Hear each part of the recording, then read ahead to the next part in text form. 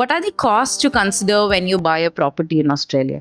When you are considering to buy a property, there are few costs which you can escape and which you can't escape. First and foremost thing is you might want to understand what lender's mortgage insurance is. So if you don't have 20% of the deposit to buy a property, you may be subjected to pay some lender's mortgage insurance fees. And for some professions, you can get away with that, like even 5-10%, like doctors and any medical professionals might be able to get away, or lawyers, accountants, and some banks are even giving it for engineers as well.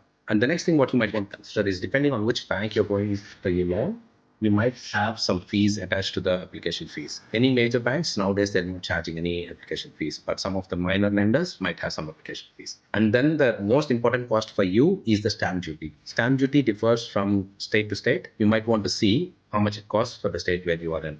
And then comes the building and pest inspection, which in my view is mandatory and it should not be considered as optional. So you have to go and get the building and pest inspection done. It's not thousands and thousands of dollars, but the value is a lot. And then comes any legal costs with the settlement, which you might want to consider a solicitor or a conveyancer to do the job. And while you do all these things, you might also consider what are the insurance costs, water costs, and council rates as well. Because every state is different and some places costs are quite high, or in some places they're quite manageable as well. So you might want to consider all those costs before you finalize which property you want to.